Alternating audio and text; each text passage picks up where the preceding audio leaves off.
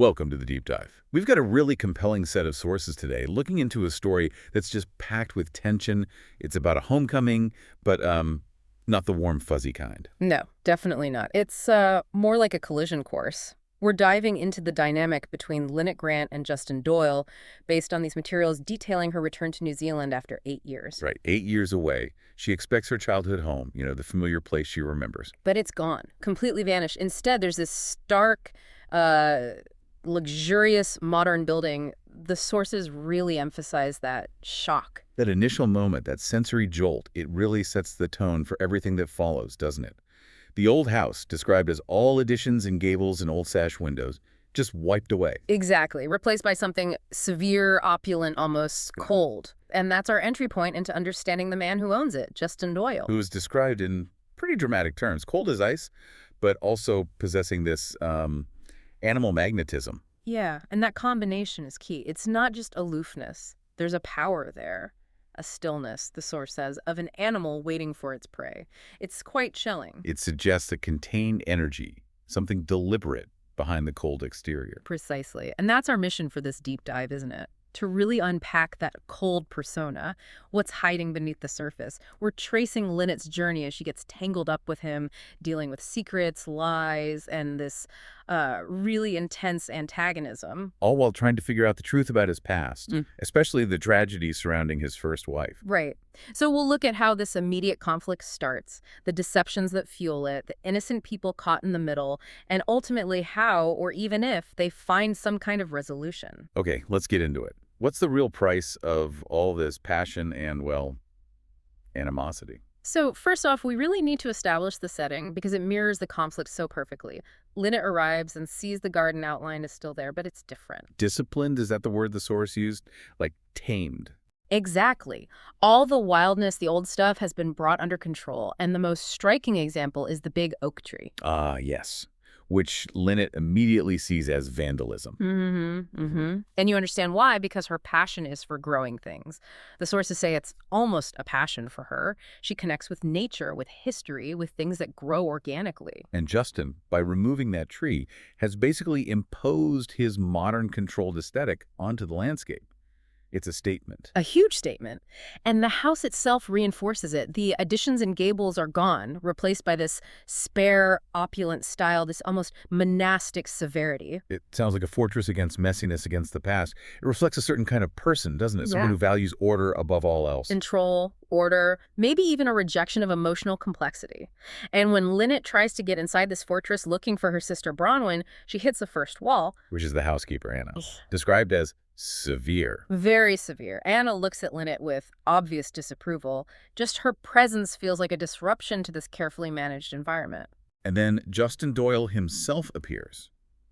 The first encounter is, wow. It's incredibly telling. He doesn't just glance at her. The source says he looks through her first, with a look completely without interest or expression. Like she's invisible or irrelevant. Exactly. And then he shifts his gaze back, and it's filled with undisguised contempt. So it's a double rejection. First indifference, then active hostility. He's made up his mind about her instantly. Completely. And his words confirm it. He basically treats her like some kind of contaminant. A moral leper is the phrase that comes up in the internal description of his view. And his first question isn't hello, it's are you planning to stay? Right. A cold, pragmatic demand. He needs to know how long this problem intends to be present in his ordered world. But here's the fascinating part. Linnet, faced with this wall of ice and contempt, doesn't just dissolve. No, she doesn't. Her internal reaction is really interesting. She immediately clocks his power, his innate strength. And his looks. Yeah. She notes his profile harsh and uncompromising, yet beautifully sculpted. That duality again. Yes, that's her perceptiveness. She sees the danger notes to be a bad enemy, but also the compelling quality. The source mentions mana. Right, that concept of inherent power, prestige, almost a spiritual authority. It's a very specific kind of presence. And Linnet, with her ties to the place, seems to recognize it instinctively. She sees this formidable man, this person of immense power, even as she's repelled by his hostility. She sees the structure beneath the ice, even if she hates what he represents right now.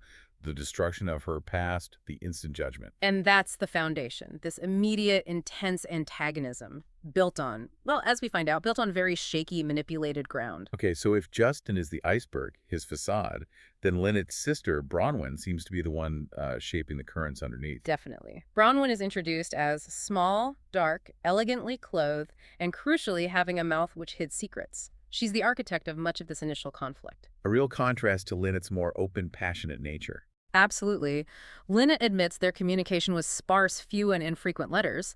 But Bronwyn is calculating. She openly calls her plan to marry Justin a military operation. Wow. Okay, so this wasn't about love, initially at least. It was strategic. Entirely. After her father died and she sold the house to Justin's corporation, she needed security, proximity. She knew Justin was attracted to her, but she needed more than just casual interest from a man like him. So she played a game. A very clever one.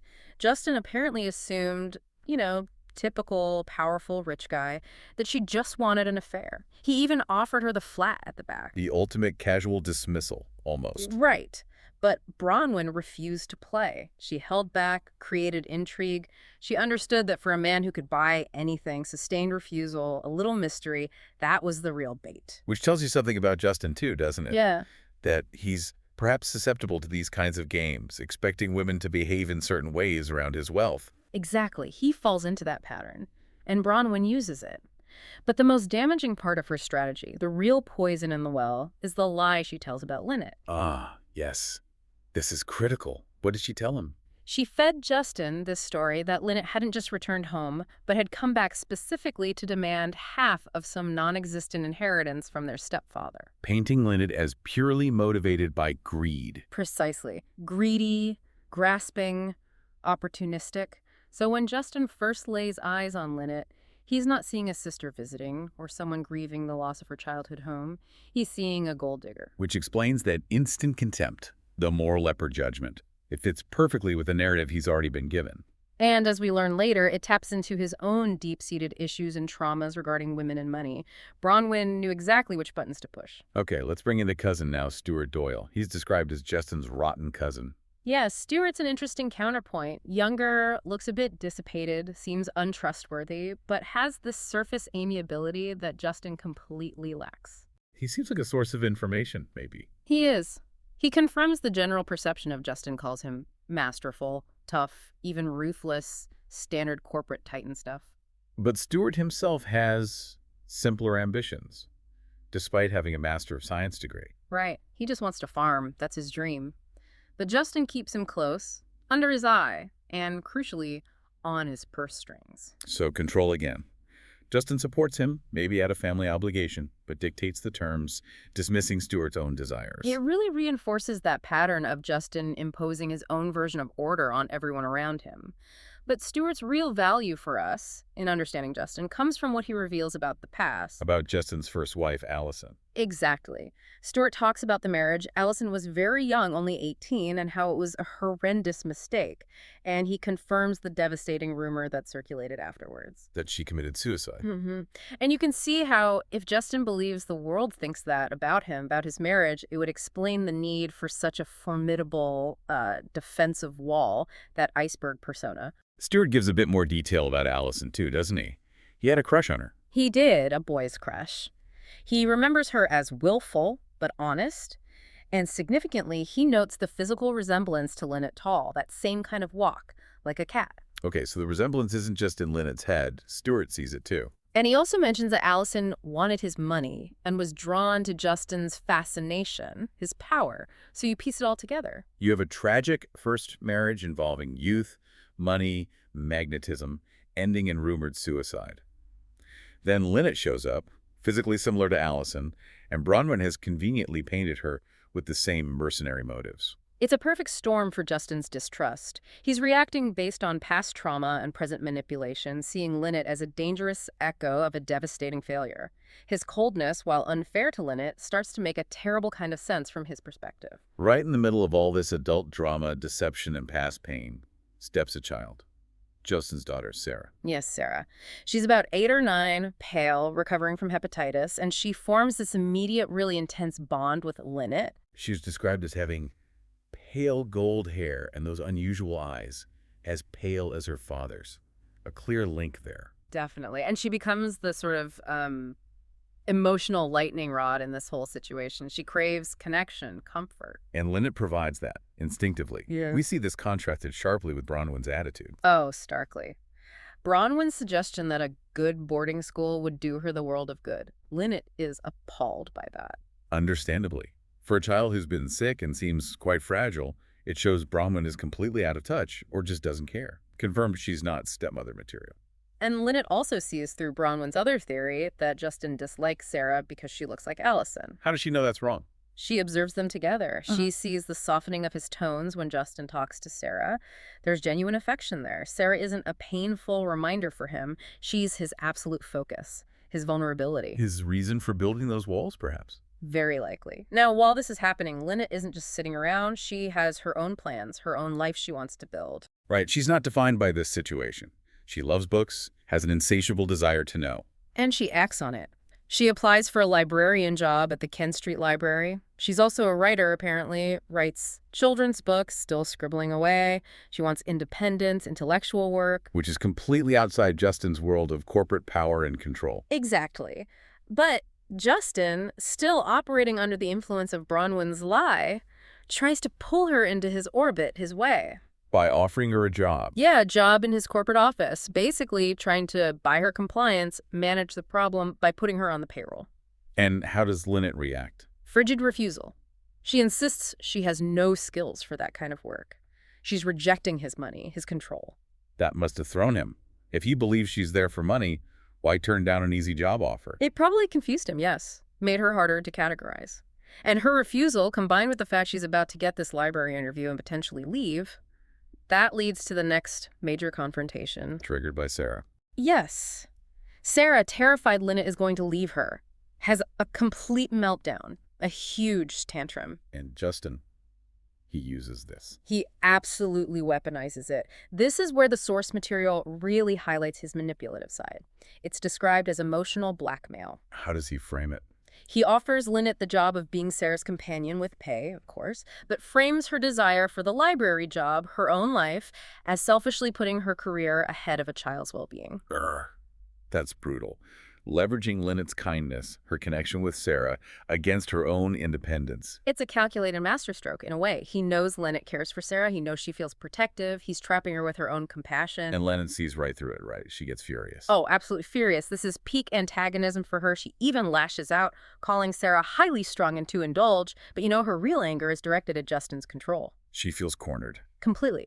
And Justin's response is also revealing. He gets better, says Sarah's manipulative streak must come from her mother. It must be born in her. Her mother was an expert. Oof. Showing how raw that wound still is. He sees echoes of Allison everywhere. It colors everything. He then twists the knife further, offering her the flat Bronwyn is vacating, adding a little dig about how she won't need to find board or be sponging on Bronwyn. He's systematically breaking down her defenses, making it impossible for her to leave without feeling like she's abandoning Sarah. And she cracks. She makes that promise to Sarah, no, I won't go away. A promise made under duress, really. So she stays, trapped in his orbit. But the irony is huge. Massive. She stays out of love and compassion for a child. He likely thinks she stayed because the money and the setup were finally good enough to overcome her pride. They're on completely different wavelengths about her motivations. Okay, so Linnet's trapped. The tension is sky high.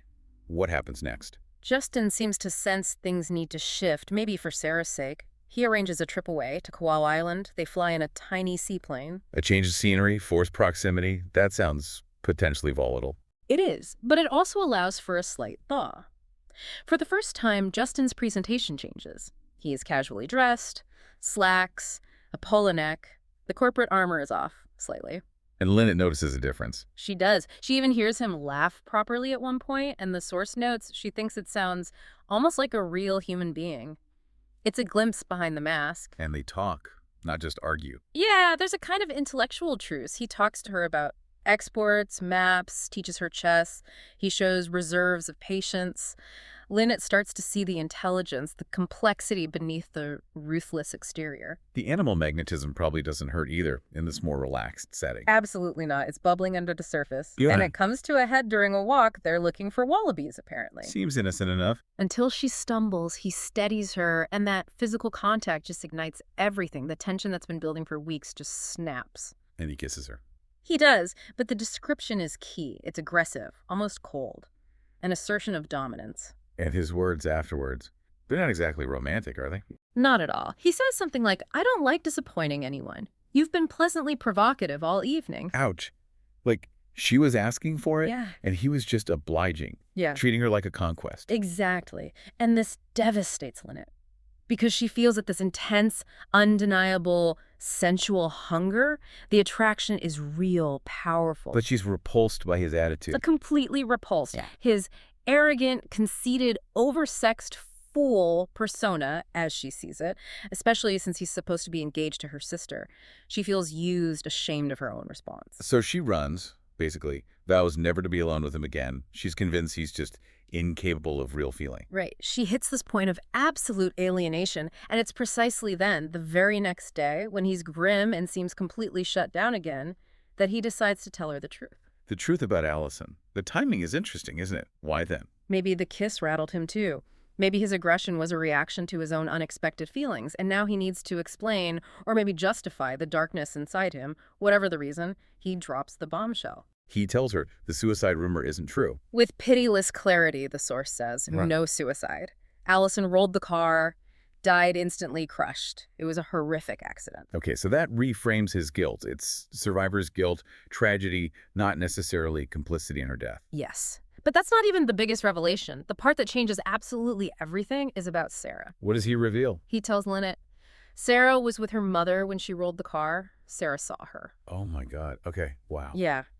Just let that sink in. A young child witnessing her mother's violent accidental death. That explains everything about Sarah, her fragility, her clinging to Linnet, the tantrums. And it explains Justin's protectiveness, his coldness. It's all a shield, a fortress built around this unspeakable trauma his daughter carries. And suddenly, the danger of the suicide rumor becomes clear, too. It twists the memory of her mother, adds confusion to an already unbearable reality for Sarah. He's been carrying this, protecting Sarah from this memory, while also dealing with the world potentially thinking the worst of him. The weight of that. It's immense, profound, unexpressed pain, like you said. And what happens right after he tells her this? He kisses her again, immediately after revealing this deep trauma. And this kiss is different. The source describes it as desperate, probing deep, sensual but controlled. Linnet feels the attraction, the magnetism, but now she understands the pain behind it. But she still pulls away. Why? If she understands now. Because understanding the trauma doesn't erase the control aspect, does it? She still fears being consumed by his power, by this man who seems to believe he can just take what he wanted. Even if what he wanted is now driven by desperation and maybe even genuine feeling. Right. She feels he still doesn't see her, Linnet the individual, with her own dreams and desires. He sees a solution to his problems, a companion for him, a mother for Sarah. She needs her autonomy, needs to resist being just absorbed. So Linnet now knows the devastating truth about Allison and Sarah. She heads back to Auckland, presumably reeling from all this. Absolutely reeling. And almost immediately, the final piece of the plot's deception falls into place. She finds Bronwyn and Stuart together. Walks right in on them in an embrace that leaves no misunderstanding. The game is up. Which must be a relief for Linnet in a way. It frees her from any lingering guilt or obligation regarding Bronwyn's plan. Definitely. And Bronwyn confesses pretty quickly, admits the whole military operation was just wishful thinking. She and Stuart are actually in love. And they found happiness. How? Interestingly, not through calculation, but through honesty.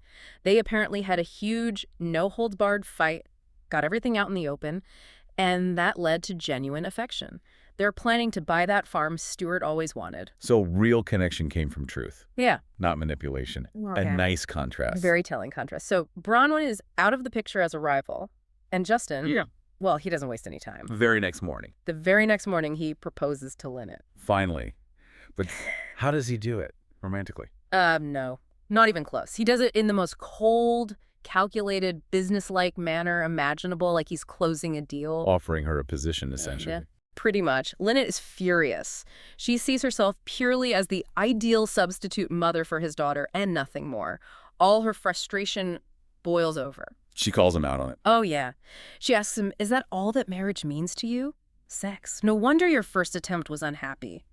She hits him where it hurts, referencing Allison. But he doesn't back down, does he? He still has one card left to play. The final, brutal card.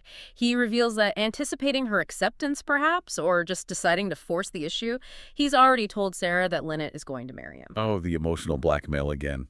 Using Sarah's hopes to corner Linnet completely. It's the culmination of that tactic. Linnet feels utterly trapped. She accepts, but the source says it's under duress. Internally, she's raging, thinking, I think I hate you. She feels totally manipulated. So they're engaged, but under the worst possible terms. Anger, resentment, coercion. How can that possibly work? Justin seems to realize it can't. Not like this. He knows he needs to do more than just secure her presence. He needs, well, maybe he needs her to understand. Truly understand. So he takes her somewhere else. Yes. Away from the cold, modern house that represents his control. He takes her to his old childhood home in the Whitaker Hills, a place described as quiet, older, more connected to his past, perhaps his authentic self. A place for real confession? Exactly. And there, he finally tells her his side of the story about Allison properly. Confirms he pushed for the marriage, thought it was love, but realized quickly it was a colossal mistake. He couldn't feel what she needed, only compassion, and he felt he failed her. He admits his own failure in that relationship. Yes, his inability to provide the passion she sought.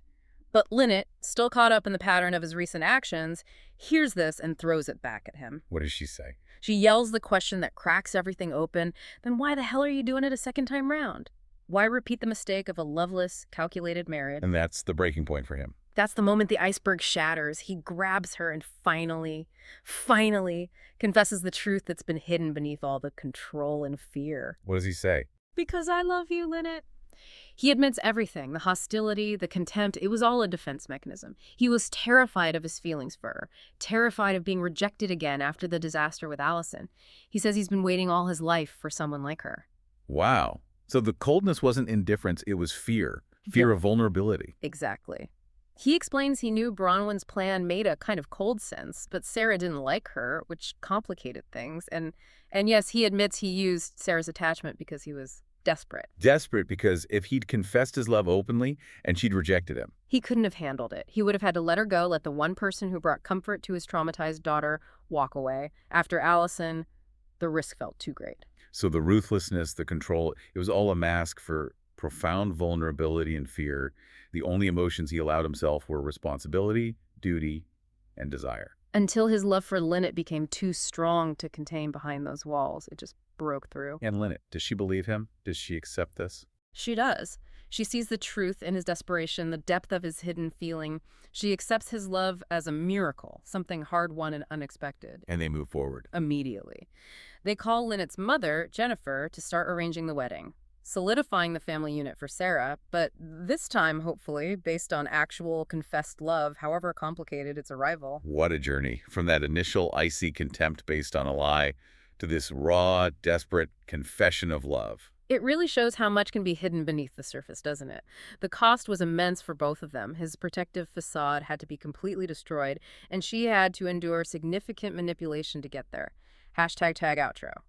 So looking back at this deep dives, it's clear that judging Justin Doyle by his iceberg exterior or even his hypermodern house was missing the whole story. Absolutely. That coldness wasn't emptiness. It was a shield, a fortress built around some pretty devastating trauma, Allison's accidental death, Sarah witnessing it, and his own deep fear of failing at love again, of causing more pain.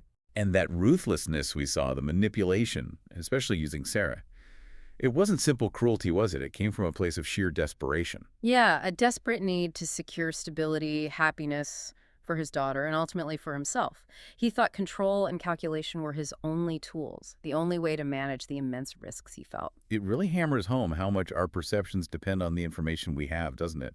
Like, Bronwyn's lie completely skewed Justin's view of Linnet.